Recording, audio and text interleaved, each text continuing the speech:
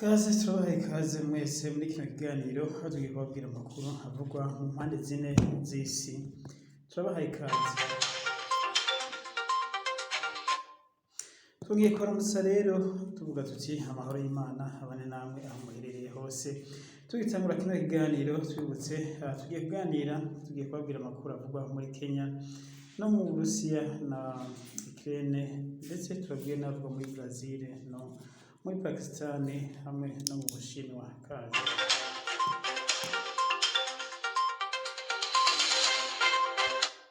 Tugitangura kino kiganiro turasaba mwese abatagira subscribe mugire subscribe kuri channel yacu, mufate amasegonda 30 yonyene mugire subscribe kuri channel yacu kugira ngo mudushigikire muzaba mukoze, canke abakoresha igifaransa mugire s'abonner muzaba mukoze.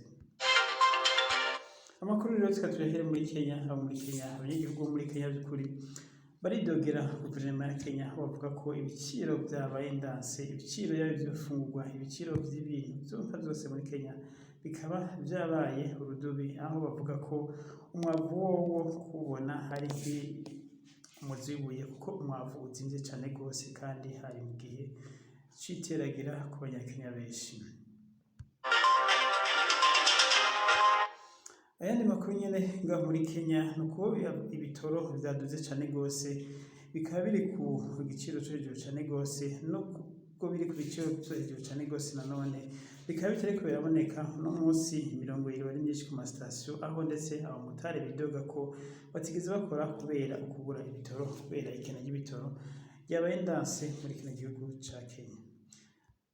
Ibindi kandi muri Kenya cyazimvye cyane ni gaze n'abanyakenya bakaba basanzwe bayikoresha ku bwinshi cyane, aho bidogera guverinoma ya Kenya ko guverinoma ya Uhuru Kenyatta ijya ibiture byinshi cyane aho kwitaho ibibazo by'abanyagihugu, aho bavuga ko n'amafaranga miliyaridi 25 zaragenewe ikigega co gufasha mu gihe haje ibyago nk'ibi.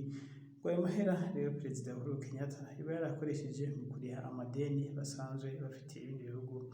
Usanzwe muzi ko igihugu ca Kenya kiri mu bihugu vya Afrika bifise amadeni menshi cyane rwose, cyane amadeni y'Ubushinwa ndetse n'amadeni y'Banki Mpuzamakungu y'Ikigega Mpuzamakungu FMI ndetse na Banki Mondiale.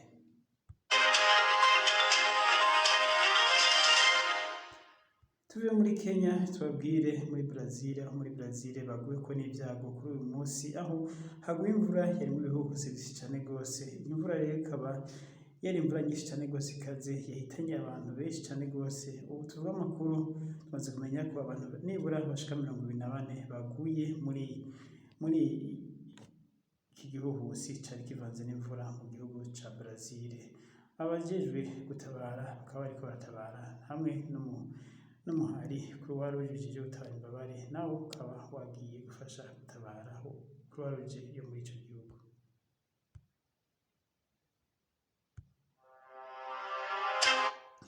Tugendera ku nkuru nyamukuru aho tubabwira amakuru avugwa mu Burusiya. Mu Burusiya umunsi ugira 41 igihugu c'Uburusiya gitanguye iyo bise operation spéciale mu gihugu ca Ukraine, aho kino gihugu rero ku munsi w'igihugu ca Ukraine canagirije igihugu c'Uburusiya ko cakoze genocide mu ntara ya Mariupol mu karere neza ka Bucha, aho habonetse imirambo y'abantu irambaraye ahantu hose mu mabarabara hose, ndetse no mu mihana y'abantu hari huzuye imivyimba y'abantu, ndetse bamwe baboneka ko bishwe baboshwe. Ibi rero umukuru w'igihugu wa Ukraine Zelensky akaba yagirije Uburusiya ko ari ibyaha byo mu ntambara, ndetse hari genocide yakorewe abayahudi mu gihe ca kera, akaba ariko yabigeranije ibi byabaye muri kano karere ku munsi w'ejo.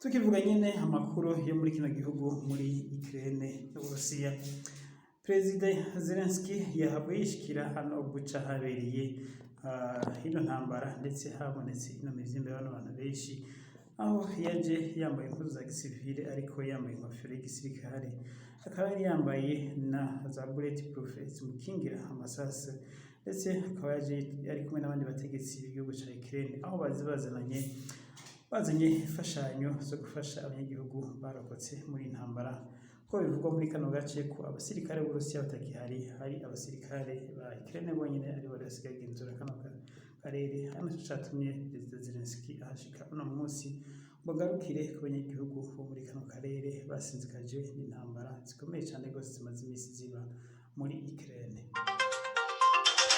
Nubwo biruko rero intambara ntirahagarara burundu mu duce tumwe twa Donbas region na Luhansk, intambara zasubiye kuba hagati y'ingabo z'Uburusiya n'ingabo za Ukraine, aho biboneka ko ingabo z'Uburusiya zigenda zirakurikirana ingabo za Ukraine, ingabo z'Uburusiya zigenda zikurikirwa n'ingabo za Ukraine, aho ziva ingabo za Ukraine zigenda zibakurikirana kugira ngo zibasubize mu Burusiya, nk'uko ariyo ntumbero ya Perezida Zelensky ko hata musirikare n'umwe w'Uburusiya agomba kuba ku butaka bwiwe vyanka bikunda. Zelensky nyene yasubiye guhamagarira amakungu kumuha ibigwanisho, ndetse aho yavuze ko bariko barabicereza ivyo biganiro, bariko baravuga ko baje kuja mu biganiro ataco biriko birafasha, kuko igihugu ciwe kiri mu ntambara atamwanya gifise ibiganiro, kubera ico asaba ko muha ibigwanisho, muha indege, bakamuha n'amantimisile kugira ngo ahashe Uburusiya bwateye igihugu ciwe mu maguru masha. Aho yavuze ati iki ni igipimo ku Burayi n'igihugu cacu cafatwa, ibindi bihugu byose vy'Uburayi bishobora gufatwa, Putin ashobora kubifata. Ati rero ntimusamare, iki ni igipimo mwapimwe, nimutabare Ukraine, mutabare ibihugu byose vy'Uburayi. Tukivuga nyene amakuru ya Ukraine n'Uburusiya, Uburusiya rero bwiyamirije ivyavuzwe na Perezida wa Ukraine ndetse n'ivyavuzwe na Ukraine muri rusange, aho bavuga ko bano bantu baribuze mu mabarabara ba Bucha, Bucha Mariupol ko ari Uburusiya bwabishe. Uburusiya bwahakanye buvuga ko ibi ari ivyitwazo vya Ukraine, ko bano bantu Ukraine ariyo izi ivyabo, ahubwo Uburusiya bwaciye bahamagarira umuryango mpuzamakungu gutohoza neza ibyabaye hano hantu, ko Uburusiya butemera ko aribwo bwishe bano bantu, ahubwo ari Ukraine ubwayo yishe bano banyagihugu, kugira ngo ihamagarire amakungu kuzana ibigwanisho muri Ukraine, ariko atari Uburusiya bwabikoze. Aho yavuze ngo izi ni propaganda, Perezida Vladimir Putin yavuze ngo izi ni propaganda za Perezida Zelensky zo kugira ngo yereka amakungu ko ibara ririko riragwa mu gihugu ciwe. Tubivuga nyene muri Ukraine, abashinga amateka bagiye muri Amerika n'intumwa za Perezida Zelensky, aho ico bashikirije nabo bavuze ko basaba ko Amerika baha indege za gisirikare, ndetse ikabaha n'amasysteme antimisile n'ibindi bikoresho byose vyo kwigwanira bikomeye. Aho bavuga ati turasaba ibikoresho byose bigizwe bikomeye, arivyo muduha tugende kwivuna umwasi. Tuvuye rero muri makuru havugwa mu Burusiya na Ukraine, aho baguma bitana bamwana kuri iyi ntambara, reka rero tuve ngaho tugende muri Pakistan, aho minisitiri wa mbere ku munsi w'ejo nk'uko twabivuze yarasheshe leta yose n'inama nshingamateka, ariko rero aba opposition bari bateguye kumukura ku butegetsi, bo bagiye kwitwara muri sentare bahize ubwinshingiro, aho bavuga ko ivyo yakoze ku munsi w'ejo bitemewe n'amategeko, kuko batinya gutakaza intebe zabo bafise mu gihe boja muri aya matora mashasha. Nk'uko bivugwa, amatora mashasha yari agashobora kuba igihe iyi sentare yubahiza ubwinshingiro kwemera ko amatora ari ngombwa. Amatora bicaba mu kiringo c'amezi 3. Mu kiringo c'amezi 3 rero uba haba hatwara umushikiranganji wa mbere wifata kibanza, kuko umushikiranganji wa mbere atwara iyo ahamagaje amatora ntaba agifise uburenganzira bwo gusubira gutwara, ahubwo hacaba umukandida mu bandi. Tukivuga rero n'amakuru yo mu Burayi, reka tuvuge mu Burayi amakuru avugwa muri Hungariya. Kino gihugu ca Hungariya ni igihugu kimwe mu bihugu vyo mu Burayi, aho hari habaye amatora ku munsi w'ejo. Amatora rero yari yitabwe na minisitiri wa mbere asanzwe akora kino gihugu na opposition. Minisitiri wa mbere rero Viktor Abravana akaba yaratsinze aya matora, ndetse akatsinda ku bwinshi cyane, ku buryo mu ijambo yashikirije yavuze ngo intsinzi yacu bishobora kubonwa n'umuntu ahagaze ku bicu, ndetse n'uhagaze ku nyenyeri nawe intsinzi yacu ashobora kuyibona. Intsinzi rero yarose ni y'amajwi 53, mu gihe umugambwe uza bwa kabiri warose amajwi 35. No kuvuga minisitiri wa mbere yahise yironkera abashinga amateka abashingamateka 152 mu gihe umugambi uza ubwa kabiri uzoronka abashingamateka 52 bonyene. Urumva ko arusha opposition hafi incuro zitatu abashingamateka.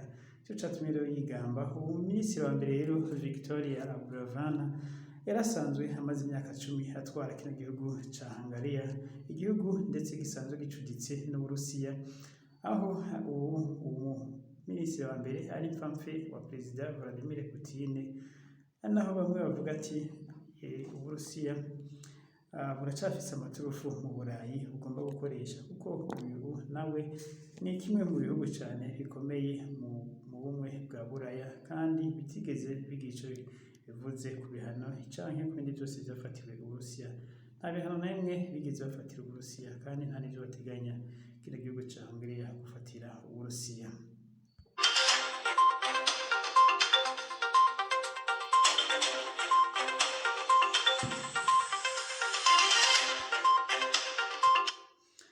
Ayandi makuru ariko aravugwa ni mu Bushinwa, aho hadutse virusi nshasha atari corona, atari covid-19 dusanzwe tumenyereye canke variant covid. Ubu hadutse iyindi virusi isa na corona, ariko iyo ngo yoba ikaze cane gose kurusha corona. Yadutse nyene Yohane ahadutse corona virusi. Iyi rero bakaba bahise bayita B11 canke B11 niko bayise iyi virusi nshasha, ikaba yica n'ingoga kurusha coronavirusi. Rero dusabe Imana nayo ntikwiragire nk'uko coronavirusi yakwiragiye, nubwo Ubushinwa bwamenyesheje buriko buragerageza uburyo bwose burwanya kugira ngo ntikwiragire ayandi mahanga. Ubu rero muri Wuhan bakaba bamaze gusubira muri lockdown, ndetse no mu miji mimwe muri Hong Kong n'ahandi. Igihugu c'Ubushinwa gisa n'icugaye kubera coronavirus iriko irahatera cane gose, yabaye nyinshi cane gose muri kino gihugu, aho bivugwa ko abantu benshi cane gose bamaze kwandura, kandi bigoye neza kumenya abandi n'abamaze gupfa kubera ahantu hamwe ntihashikwa. Ndetse no munsi igihugu c'Ubushinwa kikaba camwitse abasirikare gutabara muri ibi bice bisinzikaje cane gose ni umugera mushasha bise B11, umugera mushasha wo mu bwoko bwa coronavirus wadutse mu Bushinwa. Tukaba turangirije rero kino kiganiro cacu hano, twibutsa ko abataragira sabone mugire sabone, mudukurikire kandi mugire amakomantere na like na j'aime kugira ngo bashishikare guteza imbere, dushishikare gutera imbere twese hamwe. Murakoze, Imana ibahe umugisha abadukurikiranye mwese. N'aya makuru tubashikiriza muri kano kanya.